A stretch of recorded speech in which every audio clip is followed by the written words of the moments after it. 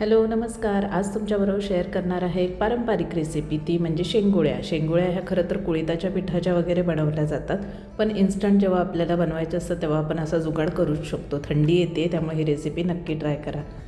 आलं, लसूण, मिरची असं मस्त पेस्ट बनवून घ्यायची. त्याच्यामध्ये हळद आणि घरात तुमच्याकडे जे पीठ अवेलेबल असेल भाकरीचं म्हणजे ज्वारीचं, आणि त्याच्यामध्ये थोडंसं चण्याचं पीठ मिक्स करायचं. असं दोन्ही पीठं छान चाळून घ्यायची. थोडंसं मीठ घालायचं चवीपुरतं.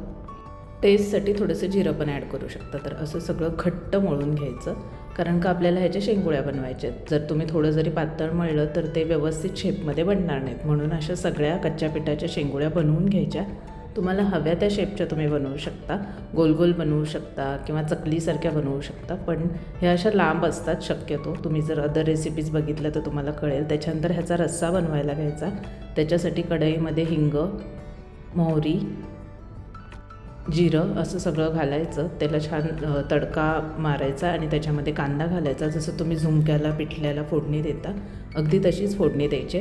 आणि मग जे पेस्ट तुम्ही शेंगोळ्यांसाठी जी मिरची आलं लसूणची पेस्ट बनवली होती ती पण ह्याच्यात घालायची आणि पाणी घालायचं गरजेनुसार. जास्त नाही घालायचं, कारण शेंगोळ्याच्या पिठाचं पाणीसुद्धा ह्याच्यामध्ये ॲड करायचं असतं, तरच त्याला ती थिकनेस आणि टेस्ट येते म्हणून.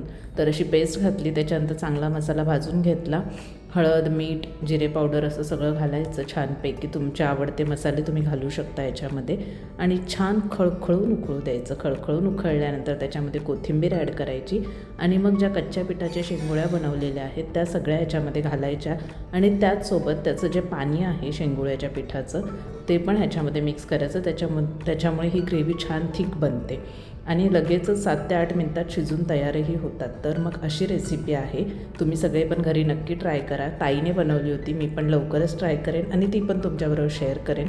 आणि हो, सगळ्यात महत्त्वाचा आणि इम्पॉर्टंट पॉईंट म्हणजे जर तुम्ही चॅनलवर नवीन असाल तर प्लीज या चॅनलला सबस्क्राईब करा. चला तर मग ही रेसिपी नक्की ट्राय करा. भेटूयात आपण सगळे नेक्स्ट ब्लॉगमध्ये. आणि हो, शेंगोळ्या गरम गरम भाकरीबरोबर तुम्ही खाऊन घ्या आणि रेसिपी कशी झाली होती हे कमेंट करून सांगायला विसरू नका. बाय.